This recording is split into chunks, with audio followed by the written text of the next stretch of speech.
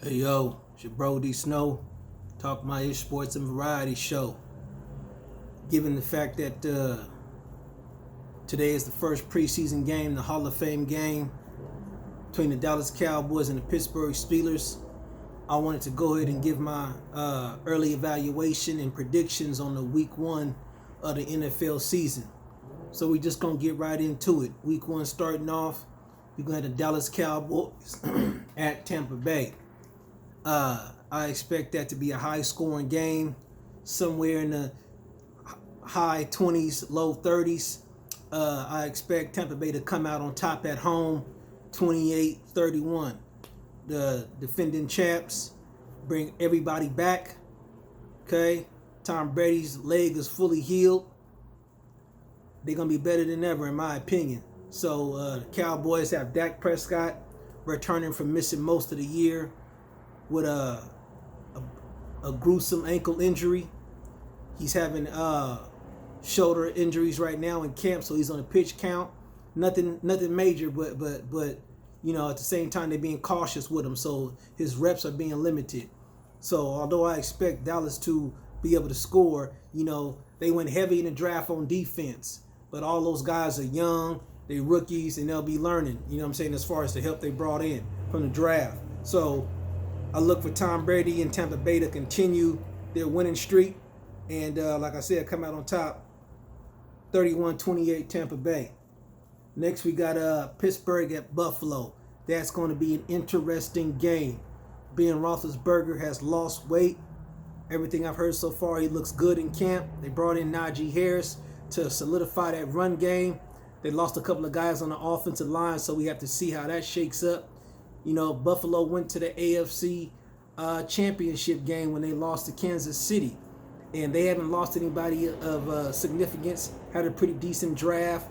So I expect Buffalo to come out on top at Buffalo, okay? I look for that score to be in the mid-20s. So I like a 24-27 victory for the Buffalo Bills. Next, we got Minnesota at Cincinnati. Okay. Justin Jefferson had one of the best rookie seasons for a wide receiver of all time.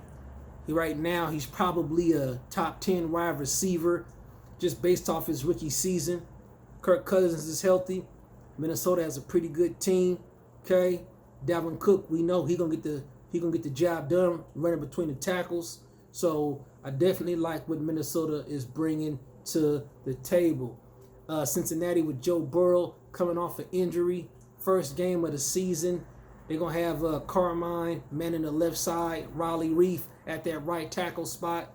So they've upgraded in terms of the tackles, but Carmine he's a rookie from Clemson. Okay, he's a second round pick. He's not one of the he wasn't one of the best tackles in the draft, okay?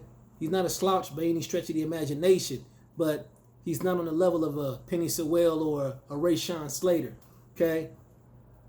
Joe, you know, first game back, you know, playing on that knee, you know what I'm saying? It takes a little while to kind of knock the rust off and get comfortable with that knee, okay? Yes, they did draft Chase, but, you know, Jamar and Joe Burrow's chemistry from LSU was almost 2 seasons ago, okay? And I expect Chase to perform well. I expect him and Burrow to have a connection early, but I just don't believe in game one they get it done against Minnesota, okay? Next game on the slate, we got San Francisco at Detroit. Detroit's got a new coaching staff, okay? They got Campbell as the head coach. They got Anthony Lynn as the coordinator. Brought in Jared Goff in the trade with the Rams. The swap for Stafford.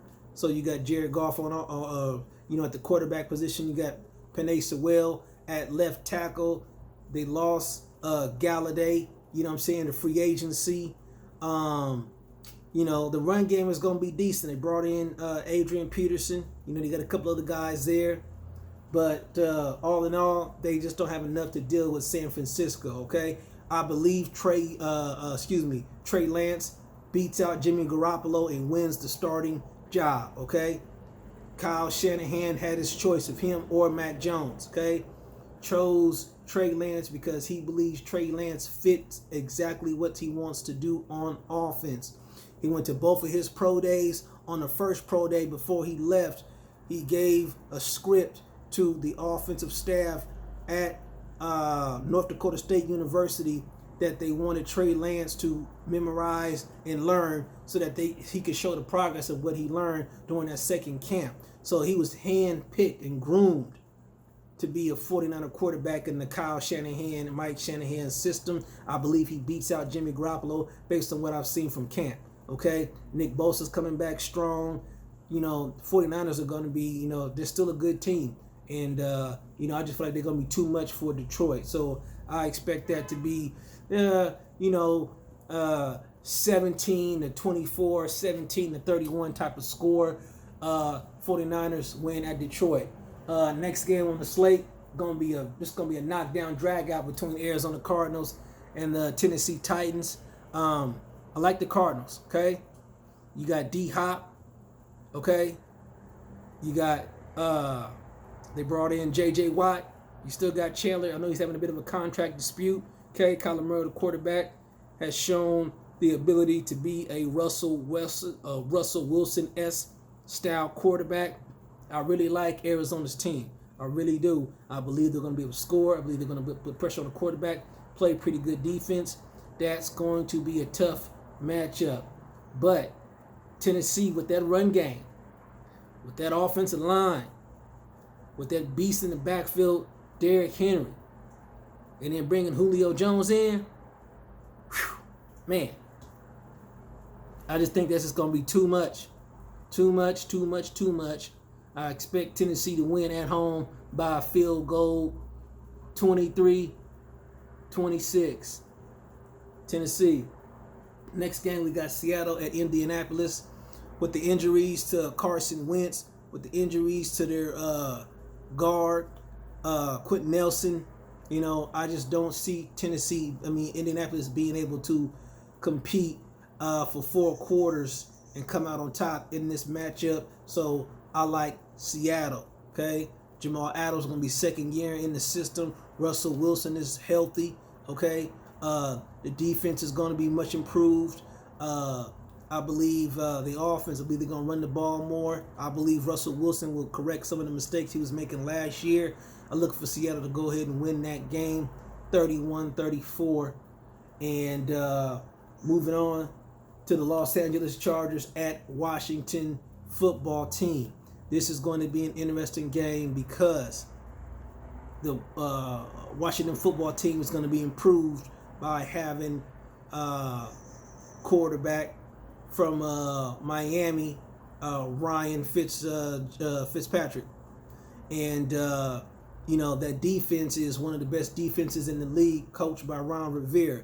All right, so I'll look for Washington to run the ball, play good defense, and not turn it over.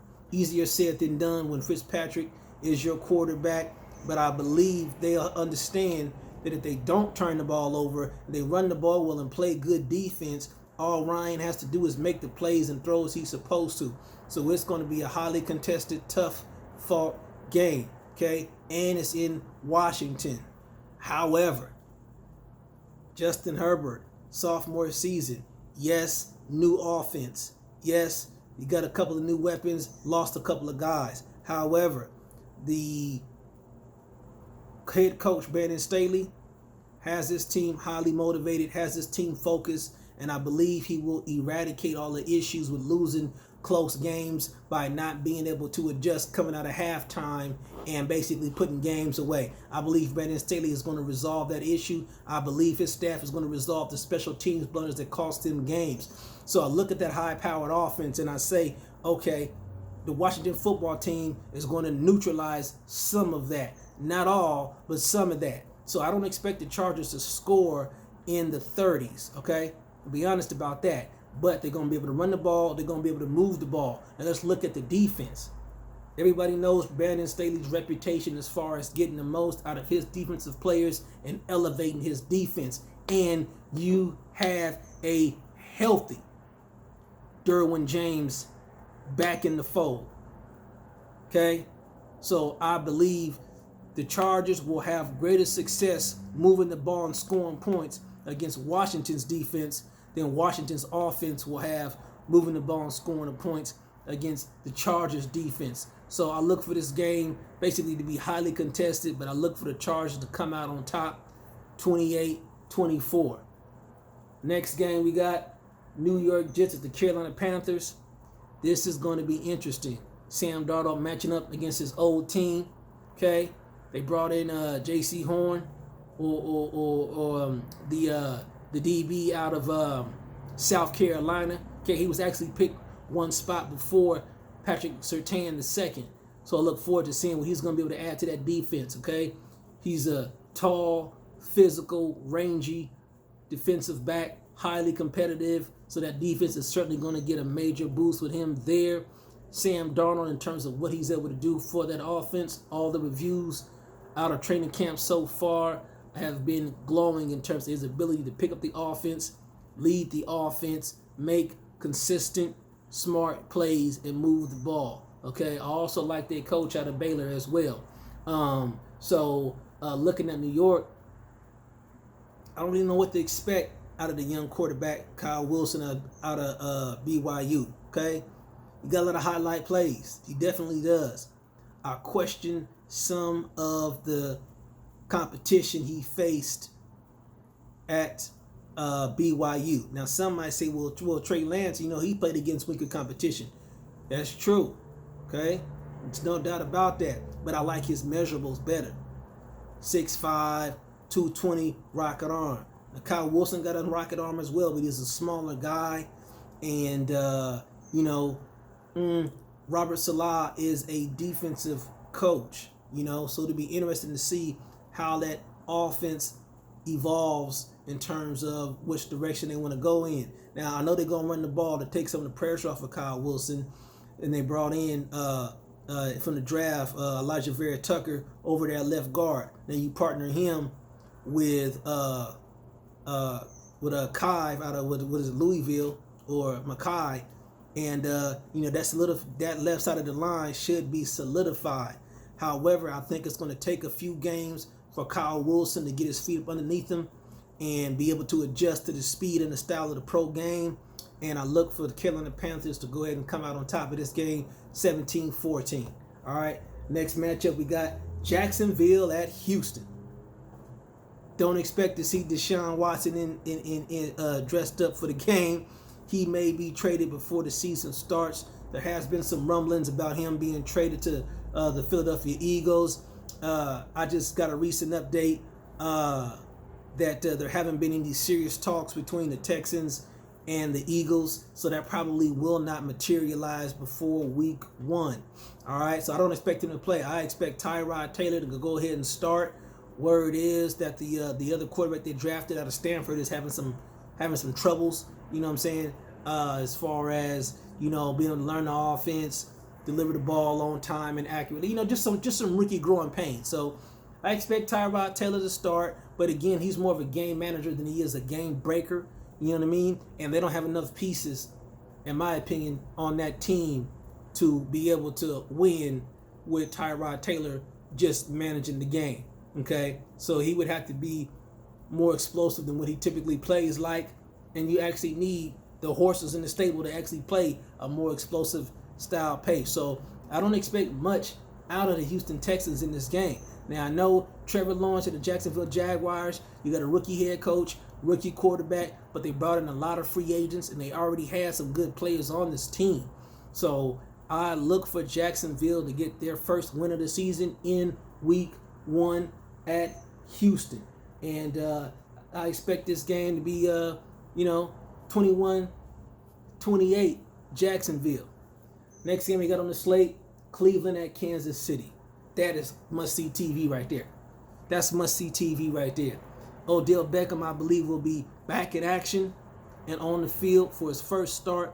It'll be interesting to see how he fits into the system, given how much success Cleveland had after his injury. So I don't expect Baker Mayfield to feel pressure to force the ball to Odell Beckham just to make him happy and keep him, complacent in terms of his touches in the system. I believe now with the mindset coming off an injury, seeing his team win without him, I believe that Odell Beckham would just be happy to contribute and just be happy to be on the field. That's going to allow the offense to flourish, in my opinion, like it did after his injury last season, So that's going to be interesting to see, okay? You got those two running backs, okay? Chubb and Hunt from, that had the issue in Kansas City, came over to Cleveland. So you got that two-head beast, that two-head monster at the running back position. They got a good O-line. Baker Mayfield is playing, I wouldn't say he's playing franchise QB ball, but he's playing quality starter QB ball. So I feel like between that running game, that offensive line, those receivers, them tight ends, the offense is going to be able to put up points. That defense is going to be an issue because you got Clowney on one side, and Jadeveon may not be the best pass rusher, but he definitely can stop the run. So even if he's not getting a bunch of sacks, it's going to be difficult to run on that side of the line. Now, on the other side, you got Myles Garrett, and he can run the pass. He can rush the passer and stop the run. So, you got some DBs. They got a pretty good defense. So they're a playoff team. This is going to be a grudge match of a game. But the game is in Kansas City. Okay? Patrick Mahomes is still the best quarterback in the league. Now, I know Travis Kelce, or how they pronounce it, or the appropriate pronunciation, Travis Kelce, has some back soreness, some stiffness, so he's not really practicing right now, but he'll be ready for week 1. All right? And pretty much, Kansas City's got everything you need to basically be right back in the Super Bowl if they remain healthy, especially with bringing in that left tackle Brown from the Baltimore Ravens. Okay, you still got, a hell of a defensive line, Mateo on the back end, So they got basically every, every level of the game, every level of the team has got quality starters and they have the experience. So I think this to be a highly contested game. It's going to be a close game, but I expect Kansas City to edge this game out 22-24 Kansas City. All right, next game we got Miami at New England, a division game right off the bat. I'll say I like Miami's defense. I like New England's defense. I like Miami's defense more, but I definitely like New England's defense.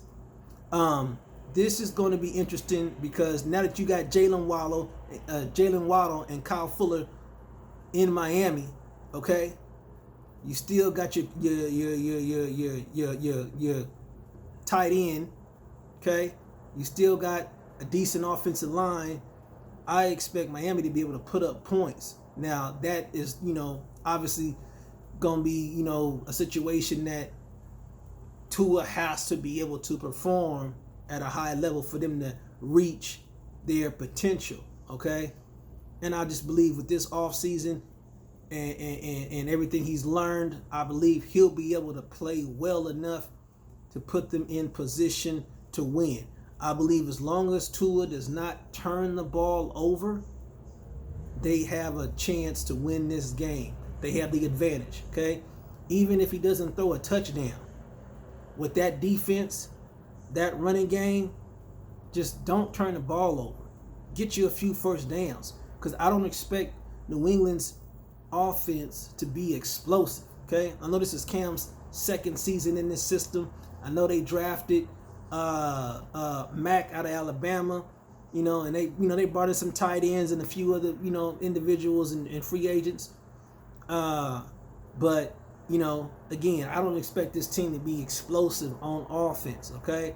I expect it to be a close game. I expect Miami to edge out a win, 17-20 Miami at New England. Let's see, next game we got Green Bay and New Orleans. I like Green Bay. Aaron Rodgers don't have to be happy with his franchise to play like Aaron Rodgers play. Okay? They drafted another corner. The defense is going to be improved. I like what they did in the draft. Okay? They were already in the NFC Championship. I just like what they're going to be able to bring to the table in terms of being able to score and basically, outmaneuver the New Orleans Saints, who will have a new quarterback starting, whether it be Taysom Hill or Jameis Winston.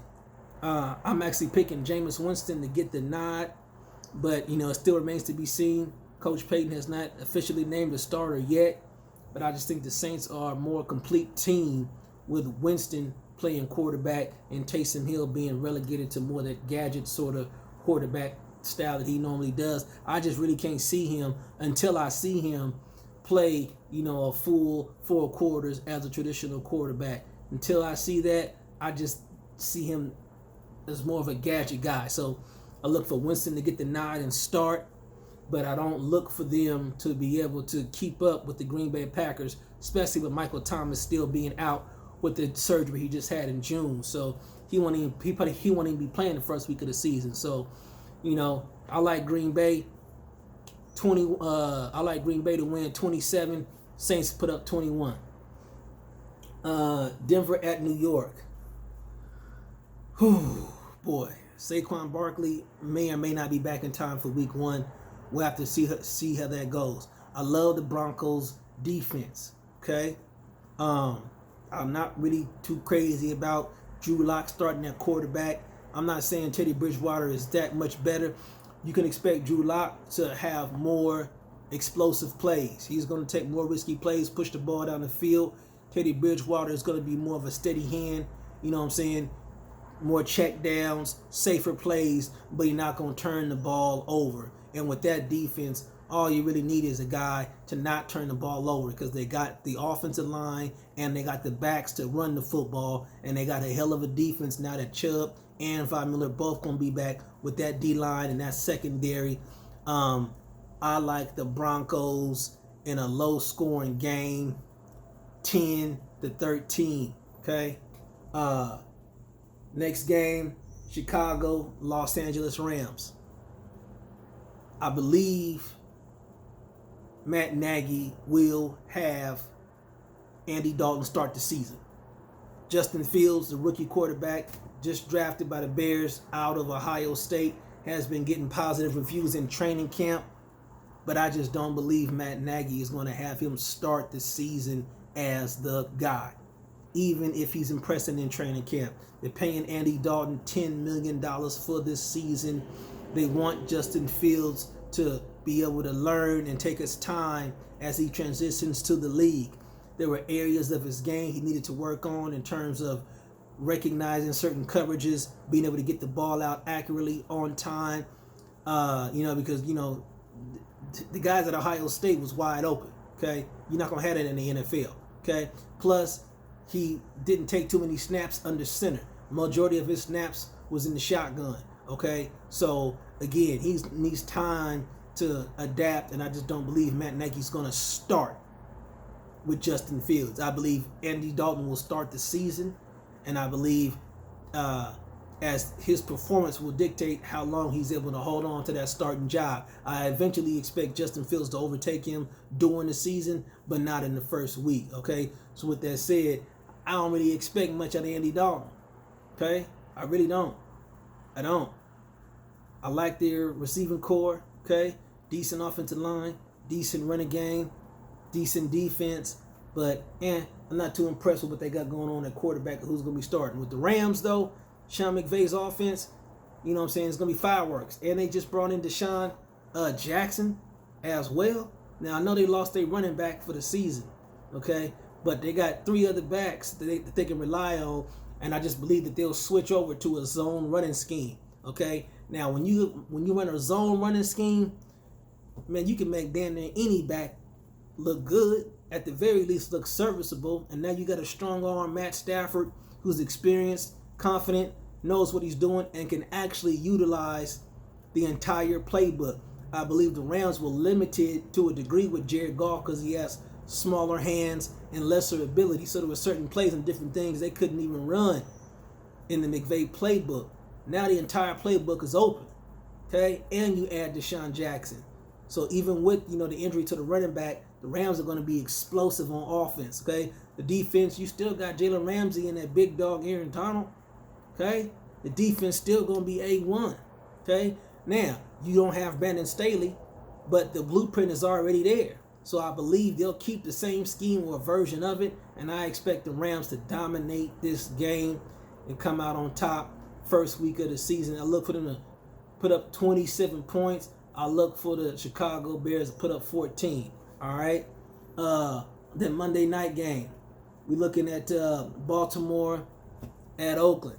Okay. I believe Oakland's gonna play them tough. They played Kansas City tough last season. Okay. So I believe Oakland's gonna play. Las Vegas is gonna play them tough. All right. But I just don't believe they have enough firepower on offense. Okay. Because they didn't resign one of their linemen, they had to utilize a draft pick, you know what I mean, in order to deal with that offensive line and draft Alex Leatherwood. Now, I believe I think he can be a quality lineman in this league. However, had they signed their lineman to a contract in free agency, they could have used both of their first two picks on skilled players or on offense and defense. Okay. So with that being said, I like who they picked up in the second round. The free safety out of TCU, dude can ball, but I don't really trust Gus Bradley. Okay. When I say I don't trust Gus Bradley, I like his defense. I like what he does on defense, but I don't trust him if he does not have an elite set of players on that defense, because he does not change and adapt very much. He'll make subtle changes here and there, but for the most part, his defense is his defense. And so I don't even believe that the Raiders have the horses coming into the season to really run that defense successfully. So I look for, Lamar and that Ravens offense to run rampant. Now I know the Chargers were able to stop Lamar Jackson twice in the same season, 2 years ago, where they beat him in the regular season, then they beat him in the playoffs. But again, Gus Bradley does not have the same personnel on defense. So Lamar Jackson is going to be much improved, a better passer. Okay, that running game. Okay, they drafted it back last season. He played well this past year. So, I think Lamar Jackson, that offensive core, they're going to be able to put up some points. Their defense is going to be a traditional defense you can expect to see on a Baltimore fielded team. So I like Baltimore to win this game 24-17. And those are my predictions for week 1 of the NFL season. I appreciate your time. Thanks for tuning in. Please like and subscribe. It's your bro D Snow, Talk My Ish Sports and Variety Show. Peace.